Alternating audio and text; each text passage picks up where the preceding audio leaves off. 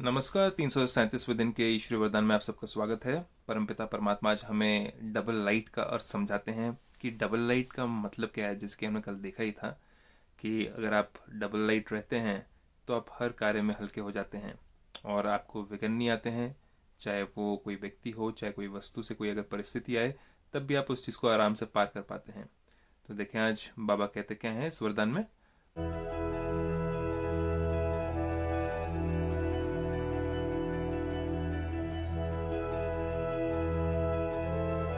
बाबा कहते हैं सब कुछ बाप हवाले कर डबल लाइट रहने वाले, बाप समान न्यारे प्यारे भव।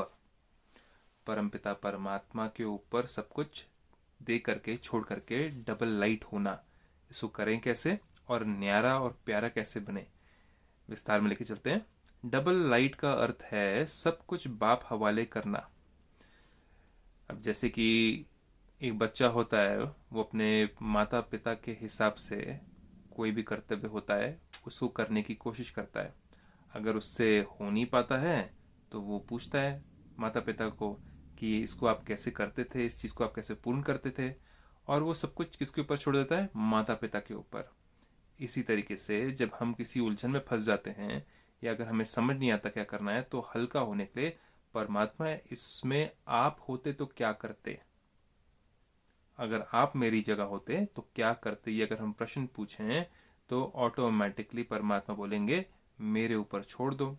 और मन हल्का कर लो तो ऑटोमेटिकली हमारे अंदर सुझाव, उसके सॉल्यूशंस आने शुरू हो जाते हैं।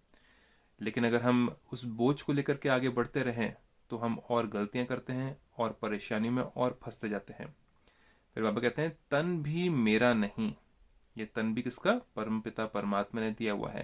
तो इसको चलाना कैसे है, परमात्मा के अनुसार इसको चलाना है और परमात्मा के कर्तव्य में इसको इस्तेमाल करना है।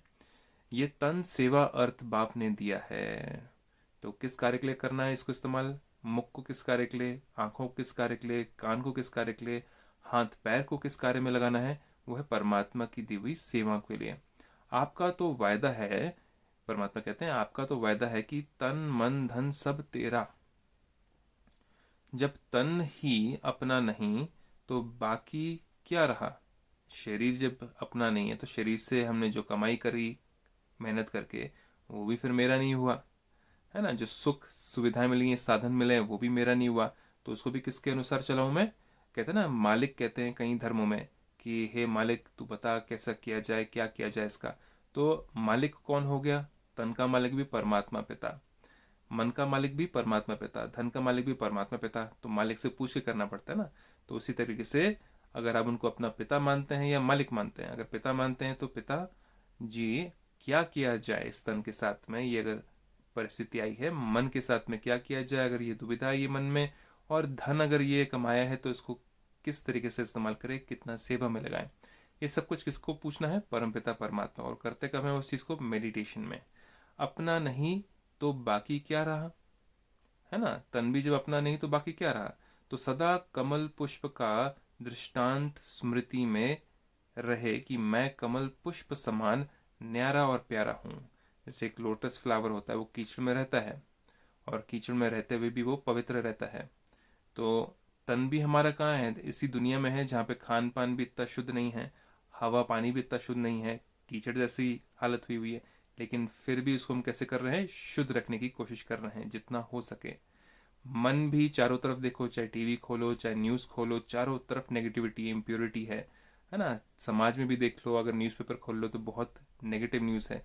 लेकिन फिर भी उसको कैसे रखना है, इस कीचड़ जैसी अवस्था में भी रहते हुए भी, ऐसी कीचड़ जैसी अवस्था मतलब दुनिया की जो अवस्था है, नेगेटिव न्यूज़ है, उसमें रहते हुए भी उसको कैसे रखना है, पवित्र रखना है मेडिटेशन के द्वारा। और धन भी कमाने के तरीके तो बहुत सारे हैं। काला धन भी कईयों के पास में होता है, कईयों के पास में सफ़ेद धन होता है। लेकिन अगर वो धन अगर सही तरीके से नहीं आया है तो उसको भी परमात्मा के कार्य में कैसे परिवर्तन करें, उसको काले से सफ़ेद कैसे बनाया जाए, सेवा में लगा करके। तो परमात्मा कहते हैं कि धन को अगर सदुपयोग में लगाया जाए तो उसका पाप भी मिट जाता है। तो इसलिए परमात्मा कहते हैं कमल पुष्प समान न्यारे और प्यारे हो। ऐसे न्यारे रहने वालों को परमात्मा प्यार का अधिकार मिल जाता है। तो न्यारा रहना मतलब दुनिया के तौर तरीकों से न्यारा रहना, यानी कि धन आया गलत तरीके से उसको और गलत तरीकों में लगा दिया, मन गलत सोच रहा था, उलझनों में फंसा था और परेशान होकर के और गलतियां करनी शुरू कर दी। तन भी गलत चीज़ों से हमने उसको खान पान दे करके उसको हमने गलत चीज़ों में लगाया हुआ है, उसको खान पान भी गलत कर रहे हैं, है ना, रहन सहन भी गलत हो रहा है, सोना उठना भी गलत कर रहे हैं, तन को हम तकलीफ दे रहे हैं। परमात्मा कह रहे हैं उसको आप व्यर्थ चीज़ों में लगा रहे हो, दुनिया की प्राप्तियों में लगा रहे हो, दुनिया की प्राप्तियों के पीछे भाग रहे हो उस तन को लेकर के। तो परमात्मा कहते हैं फिर आप आत्मा अमानत में खयानत कर रहे हो। तन भी परमात्मा का है लेकिन उसको इस्तेमाल कर रहे हो गलत जगह में, तो फिर खयानत कर दी ना, गलत जगह में लगा दी। मालिक तो वो है इस तन के, लेकिन हमने उसको गलत यूज़ में लगा दिया, तो फिर उसको भी हम क्या कहते हैं, उसको न्यारा नहीं कहेंगे और परमात्मा का प्यारा नहीं कहेंगे। तो ये करें कैसे, इसको और डिटेल्स में जानने के लिए आप ब्रह्मा कुमारी ईश्वरीय विश्वविद्यालय में इसको और गहराई से समझ सकते हैं कि उनके लॉज क्या हैं, उनके रूल्स एंड रेगुलेशंस क्या हैं, परमात्मा ने क्या फरमान दिए हैं, जिस अनुसार हम तन मन धन को इस्तेमाल करें ताकि हमसे कोई पाप कर्म ना हो। इसी के साथ में ओम शांति।